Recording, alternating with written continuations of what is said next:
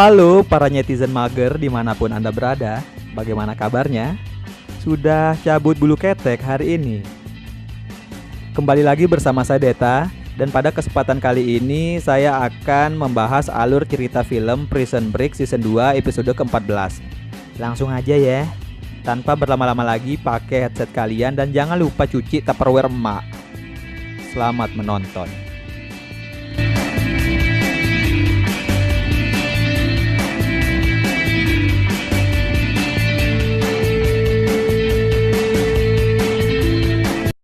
Film diawali ketika satuan kepolisian wilayah New Mexico mengerahkan pasukannya untuk menangkap Scofield dan Burrow yang kabur dibantu oleh Killerman ketika akan dipindahkan ke penjara Fox River. Terlihat mereka bertiga sedang berlari menuju mobil Killerman dan meninggalkan wilayah terowongan.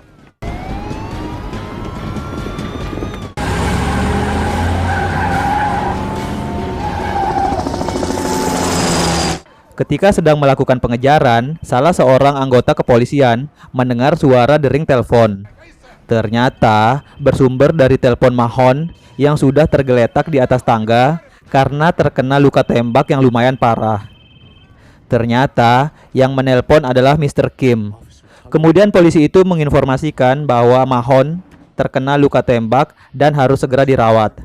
Mr. Kim terlihat tidak bahagia mendengar informasi ini. Ketika di dalam perjalanan, terlihat anggota kepolisian sudah memblokir jalur di sekitar terowongan dan memeriksa satu persatu kendaraan yang akan melewati jalur itu. Melihat hal ini, Killerman tetap tenang. Dia menyuruh Scofield dan Burrow untuk menunduk. Go ahead. What? Just let him go. Di tengah perjalanan, Scofield bertanya kepada Killerman, mengapa mau membantu mereka untuk kabur? Killerman menjawab, karena tujuan mereka sama, yaitu menghancurkan orang yang sudah merusak kehidupan mereka. Burrow kemudian mengingat bahwa Killerman lah yang pada waktu itu ingin membunuhnya ketika masih berada di dalam penjara Fox River. Langsung saja dia menghantam Killerman dan menodongkan senjatanya. Killerman kemudian mengatakan bahwa dia akan mengajak mereka ke tempat persembunyian Terrence di Montana, karena hanya Terrence yang mampu membebaskan Burrow dari penjara.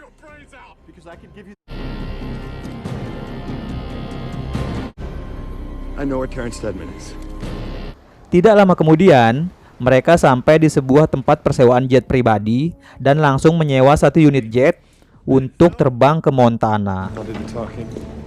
Owen Krivecki? That's me. Let's get it going before our wives figure out this is a fishing trip. Where's your gear? I keep it up north. Okay.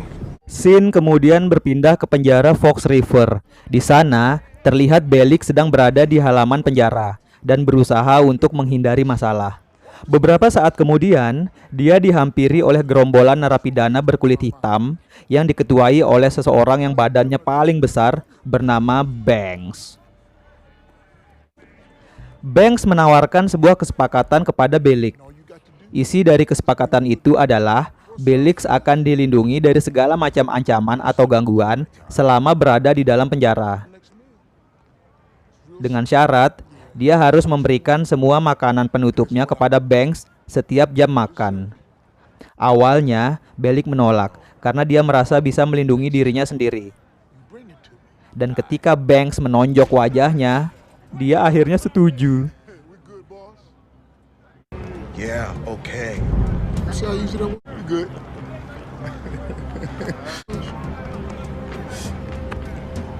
Terlihat Mahon sedang menerima perawatan di rumah sakit akibat luka tembak yang dialaminya. Ketika siuman, dia dihampiri oleh anak buah Mr. Kim yang langsung memberikan sambungan telepon kepadanya. Mahon kemudian melaporkan bahwa dia ditembak oleh Killerman. Scofield dan Burrow juga masih hidup dan sekarang bersama Killerman. Mendengar laporan ini, Mr. Kim menyuruh Mahon untuk menyelesaikan tugasnya. Akan tetapi, Mahon menolak. He doesn't even officially exist anymore. I just spoke to Kim. This isn't a request. Berita tentang kaburnya Scofield dan Burrow membuat Terrence semakin stres. Karena selama mereka berdua masih hidup, kehidupan Terence seperti sebuah kapal yang berada di dalam botol, terkurung dan tidak bisa kemana-mana. Dia sangat merindukan kehidupannya yang dulu. Engineer and a petty crook.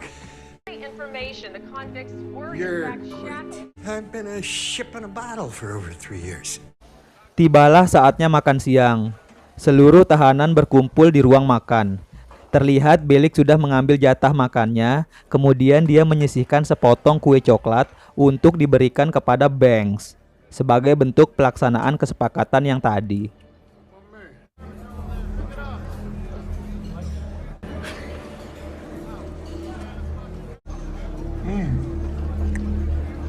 Setelah memakan kue itu, Banks mengatakan kepada Bellick bahwa mulai besok dia harus menyerahkan 5 potong kue setiap makan sebagai kesepakatan yang baru.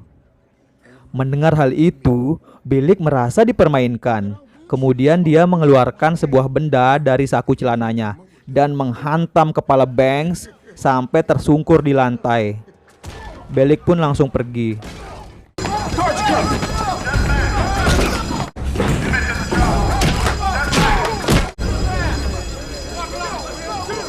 Scene kemudian berpindah ke T-Bag yang sedang membuka album foto bersama Nyonya Hollander. Terlihat sekali jika Nyonya Hollander masih sangat takut dengan T-Bag. Beberapa saat kemudian, datanglah kedua anak Nyonya Hollander yang baru saja pulang sekolah. Dan betapa senangnya mereka ketika melihat T-Bag. Dia pun menceritakan kalau tangannya putus ketika sedang bekerja di kilang minyak dan berhasil mendapatkan $5 juta sebagai asuransinya. Sambil mendengar cerita T-Bag, Nyonya Hollander selalu melihat ke arah laci meja karena ada pistol yang dia simpan di dalam sana. Ketika sedang menonton TV bareng, Nyonya Hollander sengaja menumpahkan air agar dia bisa mengambil lap ke dapur. Akan tetapi, ketika dia mau mengambil pistolnya yang ada di laci, pistol itu sudah tidak ada lagi di sana. Melihat hal ini, T-Bag sangat kecewa karena dia mengira Nyonya Hollander sudah memaafkannya dan melupakan semua kesalahannya. Mendengar keributan di dapur, anak laki-laki Nyonya Hollander langsung menghantam T-Bag menggunakan skateboard miliknya. Kemudian mereka berusaha keluar dari rumah, akan tetapi mereka gagal. Kemudian mereka bertiga diikat oleh T-Bag.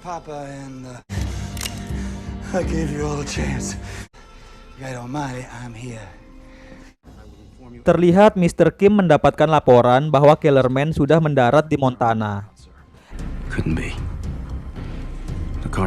Dia langsung memerintahkan anak buahnya untuk mengevakuasi Terence ke tempat lain yang lebih aman. Tetapi sebelum mereka pergi, Kellerman datang terlebih dulu dan langsung menodongkan senjatanya ke arah Terence. Kemudian membawanya pergi. Karena berusaha melawan, anak buah Mr. Kim pun ditembak oleh Kellerman. Scene beralih ke rumah sakit. Mahon mendapatkan telepon dari istrinya. Dia diberitahukan bahwa Cameron, anaknya, mengalami kecelakaan tabrak lari sehingga menyebabkan kakinya patah di 2 tempat dan sekarang sedang dioperasi. Mendengar kabar itu, Mahon sangat kaget dan langsung berkemas-kemas meninggalkan rumah sakit, walaupun perawat di sana melarangnya. Ketika sudah sampai di luar rumah sakit, dia bertemu dengan salah satu anak buah Mr. Kim yang mengatakan bahwa ini semua karena Mahon tidak mematuhi perintah dan keluar dari tugas yang belum dia selesaikan, dan mengancam akan melakukannya lagi apabila Mahon tidak kembali melakukan tugasnya. Mendengar semua ini, Mahon menjadi sangat emosi. Dan pada malam harinya, dia membunuh pria itu. Understand?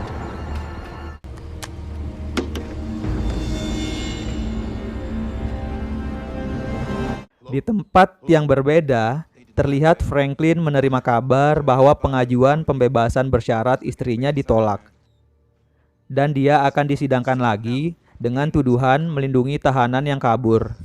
Mendengar hal ini, Franklin sangat sedih dan mengatakan bahwa dia akan menyerahkan diri ke polisi agar istrinya bisa bebas.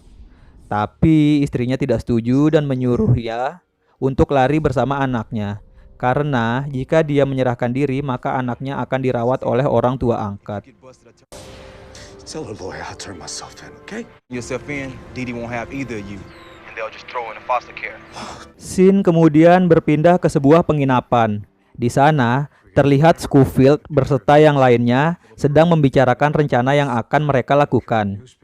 Scofield ingin memberitakan kepada seluruh media bahwa Terrence masih hidup. Tetapi Killerman menolaknya dan mengatakan bahwa tidak ada gunanya melakukan hal itu karena Terrence yang sekarang tidaklah sama dengan Terrence yang dulu. Jika mereka lakukannya, maka ini hanya akan dianggap sebagai hoax. Killerman merencanakan agar untuk sementara waktu mereka harus diam di tempat itu sampai orang-orang yang mengejar mereka berpikir bahwa mereka telah pergi jauh.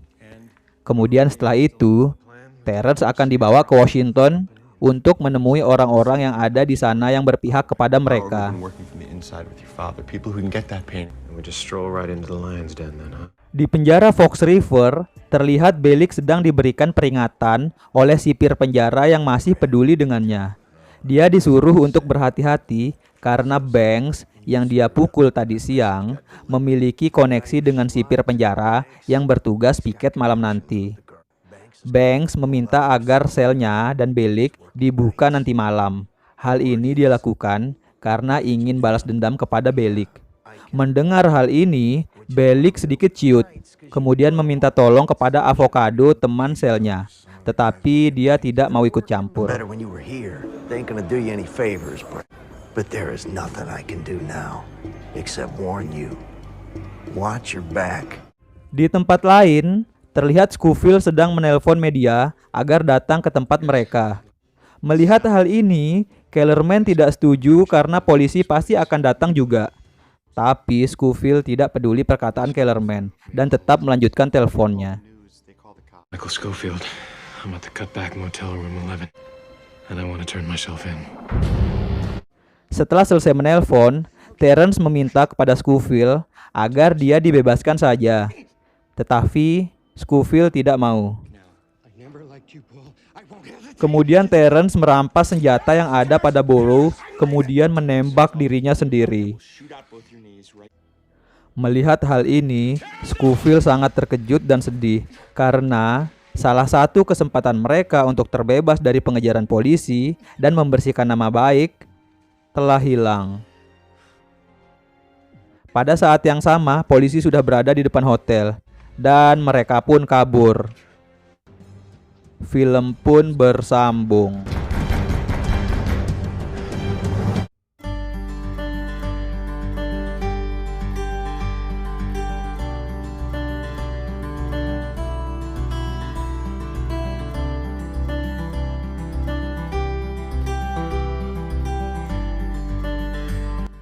Terima kasih ya udah pada nonton. Saya doain semoga kalian rezekinya lancar, selalu diberikan kesehatan, dan jodohnya cepat ditemukan oleh FBI. Saya juga mau minta tolong nih Nyet. Bisa nggak ya dalam minggu ini subscriber bisa tembus ke 10k? Minta tolong bantuannya dong. Pasti bisa lah ya. Kalau udah tembus 10k, pasti dong saya bakalan semangat buat video yang lebih banyak lagi. Ya, minta tolong banget please. Udah gitu aja deh, gak usah banyak-banyak lagi cincongnya. Jangan lupa makan, jangan lupa sholat ya, karena itu yang paling penting. Dadah, love you, assalamualaikum warahmatullahi wabarakatuh. Oh iya, lupa, bentar. Emang kalian semua nggak ada yang punya rencana ke Lombok ya? Ya udah ya, kalau punya rencana ke Lombok buat liburan, DM deh tuh ke IG saya atau komentar langsung di sini. Fast respon kok saya. Ya, jangan liburan di kamar mulu. Iya, gue tahu. Gue lagi sok-sokan. Iya, saya tahu. Budget kalian pas-pasan.